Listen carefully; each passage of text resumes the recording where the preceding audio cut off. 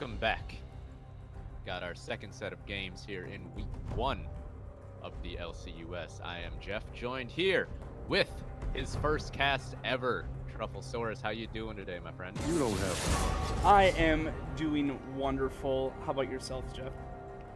Doing pretty good. Had an eventful first set of games. If you missed it, option 12, very, very dominant, very impressive. Now, got White Wolf Gaming facing off against 9 Lives. Any particular thoughts on these two teams coming into the season? Yes, White Wolf is a long-time team, and I'm very excited to see how they shape up compared to their previous versions. See how Split 4 looks compared to Split 1, 2, and 3.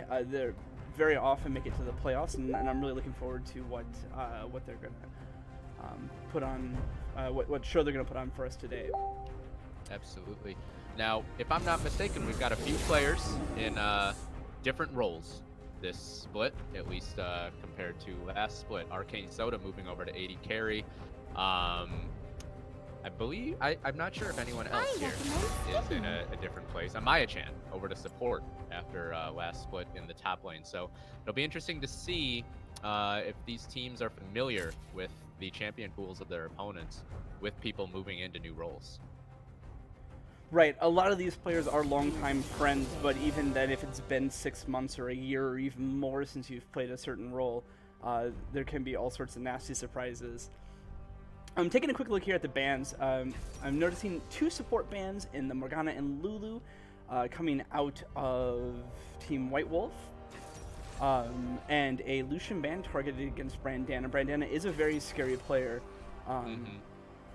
Very aggressive player as well down there. Exactly. A little bit surprised to see a Kaisa ban coming out of Team 9 Lives. Brandana was one of the first LCUS players to really get in on Kaisa.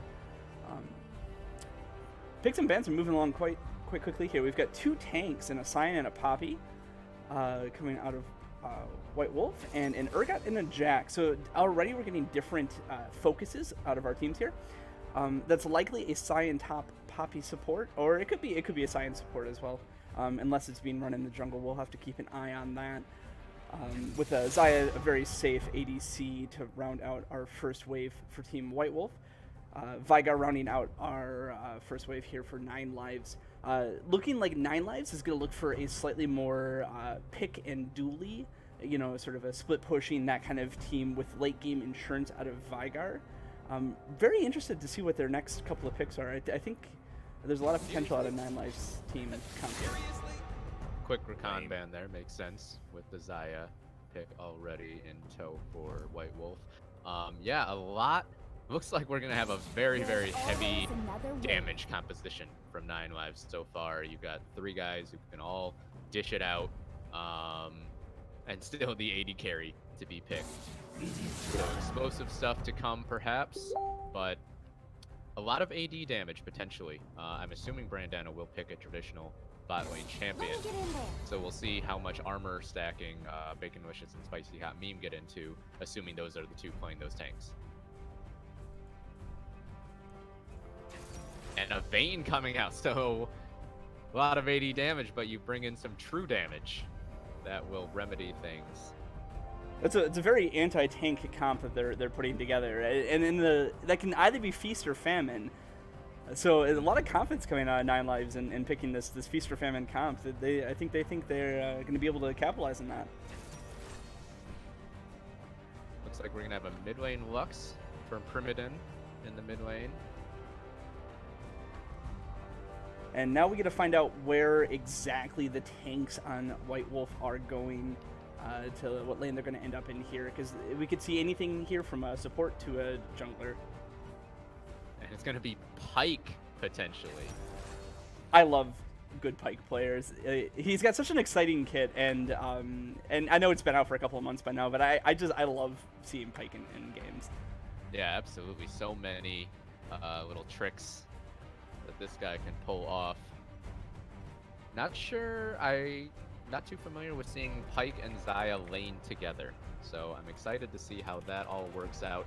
Gregosaurus is going to pick up the Alistar, so there's a true tank finally on the side of Nine Lives in the support role, though, so going to have less gold. Overall, looking at these team comps, definite win conditions for both sides, and very different ones, I think. Yeah, absolutely. White Wolf, true to their standard MO, they're looking for a nice solid team fight. Whereas Team Nine Lives, there's certainly no slouches on the team fight front, but they've got a lot of pick potential as well in there. So I don't know. I think it depends on execution, but if executed perfectly, I think Nine Lives has a bit of an advantage coming out of the champ select here. Yeah, certainly a ton of damage to come out from Nine Lives, whereas you have a ton of beef over on the side of White Wolves. Backline access will be very important for Nine Lives. If you can get into that Lux and Xayah, those guys will melt. The Pyke as well, but it's not very easy to get past a Scion and a Poppy. Yeah, exactly. And then you have to contend with a Lux as well, Pyke CC, and then even Xayah wants you to run at her. So it's a very scary proposition. It really does come down to almost perfect execution out of Team Nine Lives. Mm-hmm. I think the flanks, particularly from Gregosaurus and Nebulon, will be key if we get into a situation where team fights are even or relatively so. And I'm wondering, the backline access for White Wolf. How do you get back onto this Vygar and this Vayne? It's going to come down to, I think, Primadin and Amaya-chan making plays, landing some skill shots. Yeah, exactly. And I think part of Nine Lives' strategy here is going to be to separate, to pick and pull at White Wolf, as opposed to grouping up in a solid front to back team comp. Characters like Jax are notoriously difficult to split push, or to deal with his split push. Urgot's the same way. It's going to be a bit of a challenge for White Wolf, but they do have a very solid front to back team comp. So the counterplay to that kind of split pushing is to force fights over objectives, forcing the split pushers to return. And you have the long range engage of the Scion, so ideally you will be able to force fights when you need to pull that Jax out of the side lane. A lot of it could be up to Hickey and Gregosaurus disengaging those situations as well. Exactly. Almost every character here has at least a little bit of CC on their kit. But that Vygar cage is one of the best forms of CCs. It is so hard to deal with that in the middle of a team fight if it's placed right. Yeah, so much zone control, so much potential power out of that ability. So we'll see what happens with these guys. Do want to take a moment here just to say that set 2 here of the LCUS Week 1 is brought to you by Old Host. You can support the LCUS by signing with Old Host, where you can build your own website. Go to www.oldhost.net and click promotions for details. For every sign up using the coupon code LCUS, 100% of all profits will be donated back to us here. So time is limited for this promotion, so sign up today and help support us. We appreciate it. About 15 seconds left on the spectator delay here. I guess one of my last questions for you, Prophet Ben, is where do you expect the relative junglers to focus early on? That is a very good question. Nebulon, I know from personally playing against him last split, he is very capable of having a huge impact in any lane. In this game in particular, it is really nice to get a Vayne or a Vigar ahead, but having said that, an Urgot that is ahead split pushing is just going to further add to their general win condition. So I could see Jax, Nebulon's ganking taking in place in any lane, but I'm going to guess it's going to happen most. I think he's going to focus his attention on mid. From Team White Wolf, Poppy is a very capable ganker by her own right, and that would be Spicy Hot Meme. Mm-hmm. Also a fantastic jungler. But since the Team White Wolf's win condition is a little bit more defined, I'm going to guess that their attention is going to be focused in bot lane to get that Xayah ahead for that late game team fighting capacity. All right. Well, here we are. If you missed that one, we do a fun little skin showdown every week. Skin Showdown is brought to you by Nero. If you like using skins in League of Legends, you may also like dressing up in real life. Nero LARP is a live-action roleplay that has chapters all over the United States. Visit NeroLARPOnline.com for more information. Who you liking in this particular skin showdown here as we go through the loadout? Well, I was just going through and taking a look and taking it all in. I did really like the skin composition coming out of Team White Wolf, but I'm actually going to give it to 9 Lives here, mostly because I love the Vigar skin, the Leprechaun one. It's funny, Vigar has so many good skins, I feel like, which is a little bit surprising for me because I think it's sometimes harder to make good skins about smaller model characters. It's harder to see the details, but yeah, definitely a really good one. Both teams rushing out into the bottom side jungle. Could see a Bone Skewer play early on. Maya-chan has already leveled that up at 36 seconds, so looks like that's something they definitely want to try. Cowbell coming out from Gregosaurus. I'm already happy about that. Looks like a pretty standard set of positioning for 9 Lives, whereas White Wolf definitely looks like they want to try something here. All 5 members down in this bottom tri-brush. And here they come. Cowbell. They will hear it any second now. They're walking up. Nebulon has already skilled up Empower, so wouldn't have had the jump strike, or excuse me, the leap strike to get away from that. But overall, the situation diffuses. Hickey is here for a little extra support. The Cowbell is still going, and we're going to get a pretty standard start.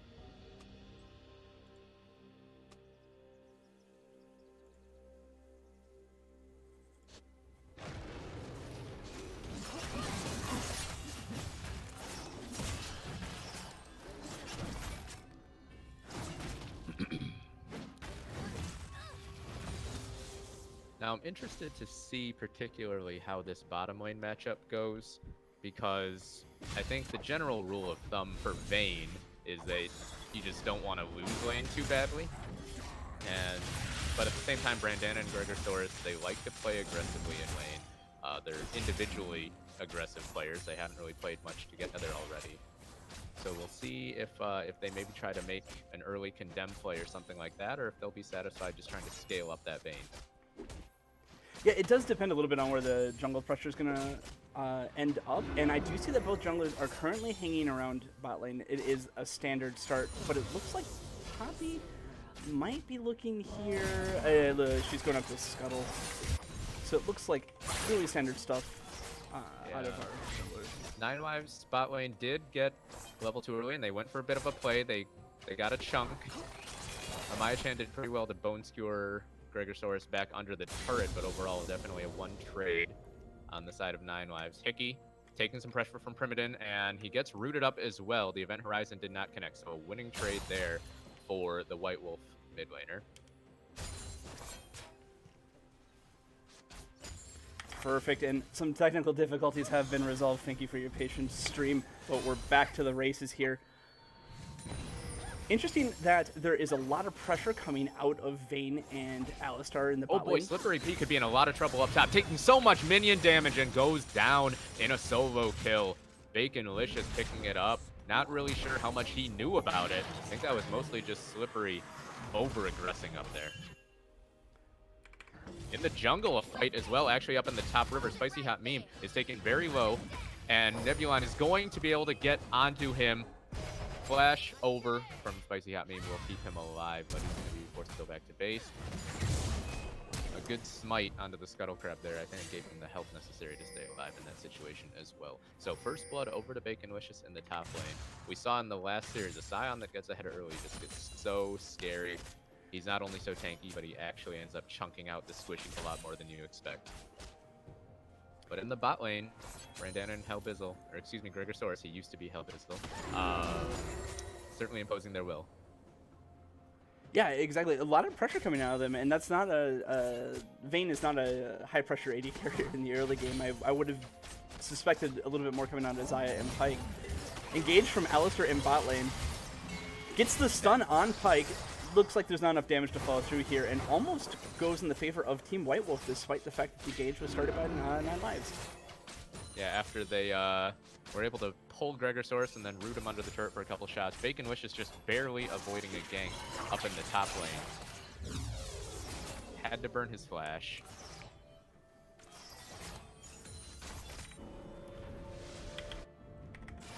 A lot of pressure coming out of that Jax, despite not walking away with any kills. It is absolutely worth it that he's getting this pressure and salvaging the plays and creating this tempo, even though he's not walking away with the kills. But I'm sure that Nebulon wishes that he could secure some of these. We'll have to keep an eye on that.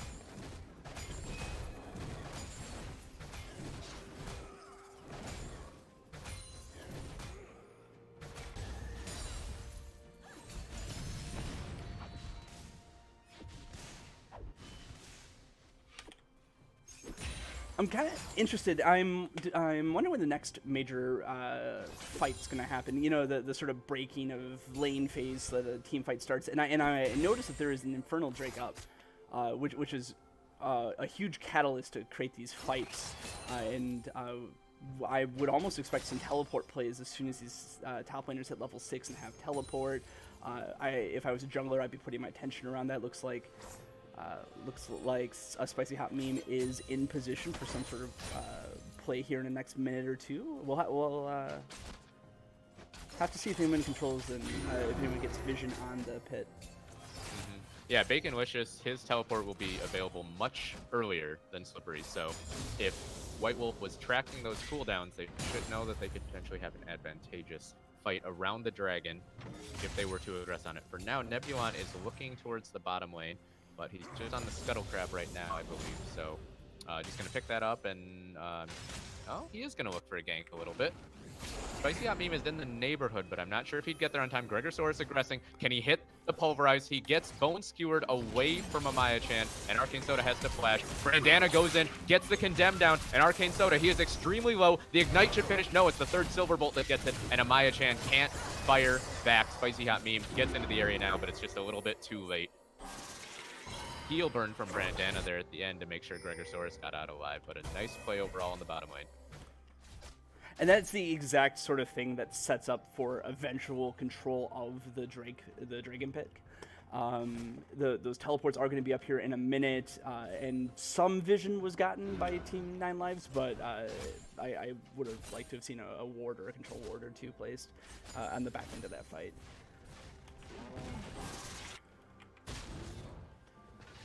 Baconlicious now looks to be bullying Slippery, but Slippery with a good CS advantage and a wave hitting his turret. So that's one thing that is relatively nice about a lane matchup like this against the Scion, is that as long as you're staying ahead in farm, you don't have to worry too much about his kill potential.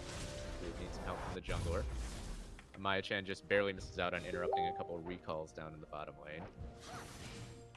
And Slippery, after this wave, he's going to have about a 20 CS advantage. And it's interesting, they're sending Baconlicious down the bottom lane, probably looking for a play with that Unstoppable Onslaught, and then maybe looking to follow up with an Infernal Drake play. They should know that Slippery's teleport is still not available. So some proactive playmaking potentially out of White Wolf after falling behind in the bottom half of the map.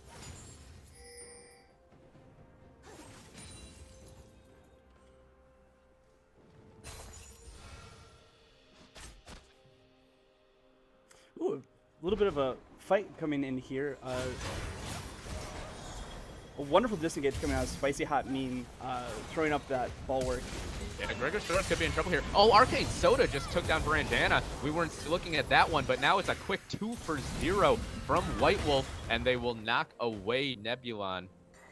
Hickey just going to have to run back to mid lane. This is going to be a free Infernal Drake after 2 kills. Or, excuse me, just 1.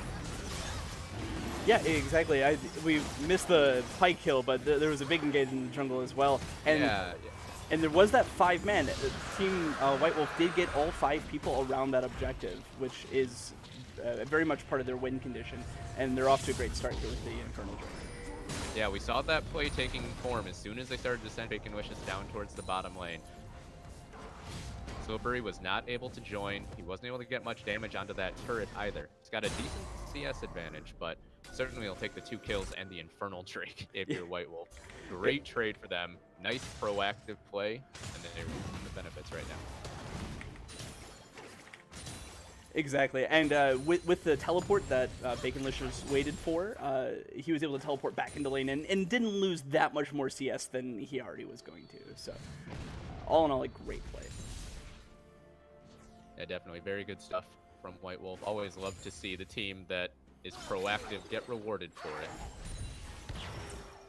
In the mid lane also, Primogen is doing a great job with the CS advantage. 27 right now. Spicy Hot Meme gets jumped in. Nebulon is trying to run him down. The Scuttle Crab speed might save him. Flash in for the counter-strike. Spicy Hot Meme does not have flash. I believe he used it in that last engage. There is Fear Beyond Death, and Spicy Hot Meme is gone. Baconlicious now. Will he be run down? Red buff is ticking. Nebulon trying to run him down. Already used the flash. Baconlicious has to use his, but he escapes just fine. Rigosaurus all the way up on the top side of the jungle, and he gets rooted up. He may have to use the Alistar ultimate. No, Primogen doesn't completely commit to it. Didn't have Final Spark available. Anyways, Rift Herald now started up on the side of 9 lives. Looks like they'll get this one without much of a contest, but bot lane is completely uncontested. Could be first turret going down there. Teleport coming down now, actually, from Hickey, but I'm not sure if this is a good idea. His he may just get jumped on here. Yeah. There is the play from Amaya-chan, forces a trade of flashes, and now Slippery is being jumped on in the top lane. Action all over the map. This Urgot is in a lot of trouble. He is very tanky, though. Puts on the shield. Will they dive under? The knockup will just barely land, but is right on the edge, and I don't think they have enough to finish him off. A nice play by White Wolf in the bottom lane getting it first hurt, but honestly, I think that was just a mistake by Hickey. Yeah, absolutely. He very much needed to recall and get that mana back up and then maybe consider teleporting. Obviously, he would have been a little bit too late and loses his flash for the trouble. And Slippery ended up going down, didn't walk back far enough after that initial dive failed, and Spicy Hot Meme came back in with the charge and secured that kill. So White Wolf, they've come out on top of pretty much all of the plays in the last few minutes. Yeah, exactly. So there was a great setup for that Infernal Drake that was really well executed on White Wolf's part, but Team 9 Lives fires back immediately with a great set of plays to secure the Rift Herald. While they do lose a turret for it, it's absolutely worth it if they can secure this turret in bot lane where they've popped the Scuttler. Yeah, looks like they will get this down. Shelly doing her part. In the mid lane, though, that CS advantage has grown to 38. So, Primogen doing work on that Lux. Hickey had to burn both of his summoner spells. Well, burned one to get to that bottom lane turret, and then burned one to get away from it. Yeah, exactly. And it all amounts to a 1,500 gold lead for White Wolf at 13 minutes. Certainly, I would imagine that the scaling goes in the advantage of 9 lives here between Vayne and Vigar, who just can 1v9 at certain points of the game. But that's not to say that the scaling is lacking on the side of White Wolf, with Xayah can become such a monster in team fights later on once she completes the Infinity Edge. Yeah, there's a lot of scaling options for both teams. Vigar is always like the Vigar and like Nasus, and a couple others are always like the classic scalers, right? But Vigar is doing okay on the stacks despite having a bit of a CS deficit. Xayah, locks up the Slippery is caught again. Bacon Wishes comes in. It all started with a root from Arcane Soda. A nice play there, waiting in the brush. And they do get the kill over to the Xayah, which is a nice influx of gold for this AD carry, which was behind early in lane, but is coming online now. Yeah, exactly. Those kills are helping so much. It's more or less even CS for our AD carry players here, but those kills are going to start stacking the odds in the favor of Team White Wolf. Xayah and Arcane Soda already has one item completed to the components of Vayne's Borg. So it's a Storm Rage versus a Borg. Right now, that Xayah is going to hit harder than that Vayne is. Nebulon trying to defend this turret by himself up in the top lane. They do have the bottom lane of 9 lives coming up. Looking to do what they can to help them out. They will walk over a ward, though. And oh my goodness, Hickey is going to get solo killed in the mid lane. Got caught by a snare. The laser, the Lucent Singularity finishes it off. So Primoden, that's one of those kills that is very satisfying because you've been building your CS advantage the whole game, and you finally catch the guy and get the payoff. And in fact, if you don't execute on it, you don't win as much as you could have. You know, it's important to get those kills when you can, because it's just going to add that much more to your lead and allow you to capitalize on that. Absolutely. Now Nebulon gets caught by the Bone Skewer. He jumps in aggressively with the Counter-Strike, but now Bacon Wishes and Arcane Soda are here. This is a 4v3 overall. 9 lives are in a lot of trouble. Brandana is getting zoned out by Bacon Wishes, has to flash away. Gregor Swords is probably just going to have to play bodyguard here. As Brandana, oh, nice flash charge for Spicy Hot Meme. This is going to be a whitewash for White Wolf, and it's 9 kills. The 9 lives are expended. Does that mean the game ends? At this point? At this point, I think we've gone to Schrodinger's game. It's neither over nor going until you open the box. Well, in any case, the turret goes down as well. All of a sudden, this lead ballooning to 4,500. Primoden is essentially 2v1ing in the mid lane right now. Huge wave in the bot lane for Brandana to go pick up. Maybe that can help him to catch up, but Arcane Soda all of a sudden 3-1-2. Very strong on that Xayah. Yeah, it's starting to look a little bit rough for Team 9 Lives. The game is far from over. It's a 4,000 gold lead. It's rough. There's an Infernal that's even rougher. I'm not really doing a good job of selling it right now. But there is another fight coming around here at the Dragon. It's been started up. This is bold from 9 lives. They're far behind. White Wolf has had time to spend that gold, and they're still trying to make the aggressive play. I admire their courage, but I don't think it's going to pay off. Slippery P is all in the middle of the team. Actually, Nebulon gets the steal on the Dragon, though, so well done from him. But then he jumps in. 4-man Counter-Strike. Now will the whole fight disengage? Looks like White Wolf wants more. They don't want to let him get away with that Drake for free. A quick double kill with all the AoE, and now Bacon Wishes flashes in, looking for another kill. Hickey gonna go down easily. Double kill for Spicy Hot Meme. A 3-for-0. Nebulon got the Dragon, but that was all they could do. Yeah, and they were so close to successfully disengaging from that. They almost had it. Vayne was just a little bit too far forward. I don't think that was Brandana had any say in that. They dived on him real hard. Man, that was so close to a great play. But I also wonder if there was a bit of a split call there, because Nebulon went in with that Counter-Strike, got a 4-man stun, which could have been massive, but no one was ready to follow up on it, I don't think. I think maybe some members wanted to disengage. Nebulon saw an opportunity. They ended up getting caught between them and losing 3 kills. Absolutely, and had that team been on the same page, and if there wasn't that split call going on, that was a massive stun. That was enough to win the team fight. But yeah, I mean, you follow that up with an Event Horizon, that's crazy potential. Yeah, But potential exactly. doesn't matter unless you fulfill it. Here's some potential for scary situations for Gregosaurus and Slippery. They're in a slippery situation. This Urgot is going to go down again. 4th death. Gregosaurus manages to get away, but White Wolf, they look like a death ball rolling around the map right now. And they're getting so much gold off of that Pike, because Pike has the gold sharing if they die in that ult. And every kill that Pike has been a part of has been in that axe, so there's so much shared gold. Nebulon getting his split push game on, as we expected, but I don't think this Jax is fed enough to do anything compared to the 5-man squad. Meanwhile, Gregosaurus just gets drilled. Yeah, that was the final spark. Yeah. Rip Gregosaurus. There's a... And it's an 8,000 gold lead now. Yeah, absolutely. Nebulon is likely going to get this turret, and it looks like White Wolf is backing off here, so that will alleviate it a little bit, but things are starting to get out of hand. Looks like White Wolf didn't really recall in response to this. They did send a couple of people, but... Yeah, I think White Wolf maybe should have sent one person back earlier to stop that. Maybe could have just kept him to 1 turret and not 2, but they're still obviously in good shape. The rest of 9 Lives trying to be proactive in the mid lane now. Amaya-chan and Crimson are behind them. Final Spark catches only across Gregosaurus. Slippery gets knocked away by the Keeper's Verdict.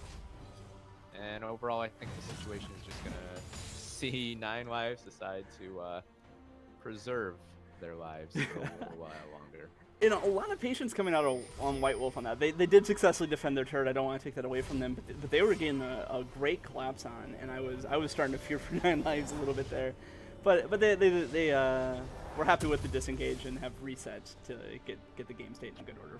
Yeah, I believe a couple members from White Wolf may not have spent their gold there, so maybe they just decided, you know, let's make sure we're in the best possible situation to keep this snowball rolling, not get too greedy.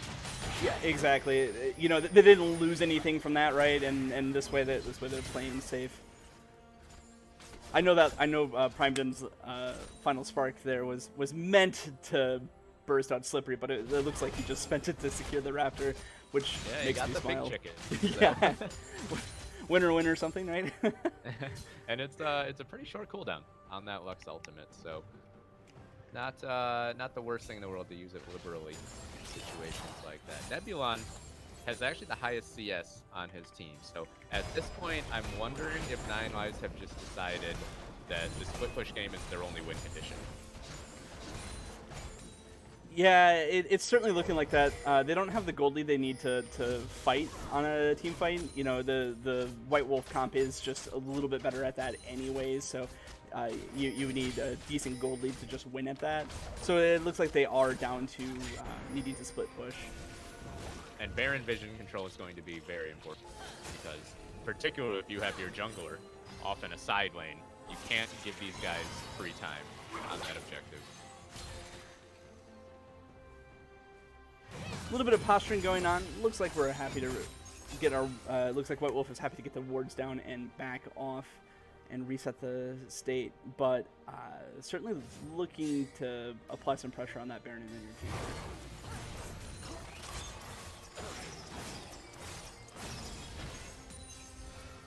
Couple of sneaky wards though for Team 9 Life, so not entirely in the dark, just 90% in the dark.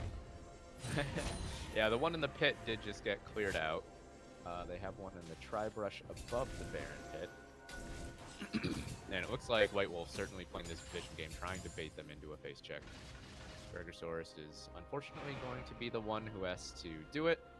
Snare misses though from Primitive, and so they do get the vision down. They get the charge though onto Gregosaurus, and he gets... Oh, he actually is able to flash out into the red pit. Big damage onto Arcane Soda from Nebulon, but he just doesn't have enough help. Death from below will finish him off, and here comes the unstoppable onslaught. Oh my poor Hickey, you are gone, my friend. Brandana trying to cut away. He gets hit by the slow. Another flash charge from this Poppy, who has been great landing those plays. Brandana, I think, is going to go down as well. Bone Skewer will secure it. Primitive gets the credit. 10k gold lead. middle inhibitor probably in their sights, or will they just go straight to Baron? Looks like that's the choice. Yeah, I think the Baron, they might have been able to force the turret, but Slippery would have definitely created a lot of time there with just his poke and his wave clear. And I think taking the Baron here and resetting is probably the best call. Oh, Bacon Witches, you gotta tank this for a while, man. Yeah, Spicy Hot Meme was a little... Right, so it's gonna be a free Baron for White Wolf. Well, I'm not sure. Spicy Hot Meme has to make it through. Oh my gosh, Poppy is so brave, so heroic. So lollipop. There we go. Almost a 12,000 gold lead now on the side of White Wolf. And if you're 9 lives right now, I don't know, is it almost a relief that you don't have to worry about Baron? You can just go into the autopilot of Nebulon split pushing and hope. But yeah, try to mitigate the damage as opposed to contest. Yeah, I can see that argument, although it never felt too good to me. No, on the other end of that. We got 82 stacks on Vigar, so he's got some AP. It's getting up there, but yeah, I'm not too familiar with what the good pace for Vigar stacks is. It's if you kill a minion with the Q, or if you do damage to a champion, and it just gives you a free AP, a free ability power. Yeah, I just meant I wasn't sure what the standard for what pace you want Oh, to be at. sorry, I totally misunderstood. Yeah, he's a bit behind. A Fed Vigar would have more, but it's not nothing. Sure. So at this point, interesting actually, the White Wolf are pushing down the bot lane, but it looks like it'll be just fine. Nebulon, what was that interaction? I'm not sure what just happened there, but he went flying into the air, landed in the middle of the team, and got destroyed. Yeah, that's... I was going to say, I'm a little surprised White Wolf is pushing this bot lane when they still have an inner turret in their top lane, but seems like they can do no wrong in the last 15 minutes of this game. Right, well, when you've got that much gold to work with... Oh boy, here we go. This could be the final fight. They get in onto Brandana, just destroyed by Bacon Wishes. Gregorsaurus will follow, the bot lane dying together, but unfortunately it looks like it will all be in vain. Nexus turrets to drop next. Pretty standard win. Yeah, buy the books. And Picky gets blown up one more time by Crimson. Bacon Licious, unstoppable, 5-0-13 on this Zion, doing his job, engaging fights, being immovable. And they finish off the Nexus. Very impressive. 23-2 in the kill count for White Wolf. So what in your professional opinion do you think went wrong? Because it did start out pretty normal there, pretty neutral. Yeah, I think, you know, the solo lanes were always going slightly in the favor of White Wolf throughout that game. And then I think that maybe 9 Lives just trying a little bit too hard to focus on the scaling. And they fell so far behind that there was just very little hope of catching up. Well, we'll have to see what Team 9Life changes up to try to prevent that from happening again in the future in our next game. But in the meantime, we're going to take a brief pause here on the stream and get the next game set up.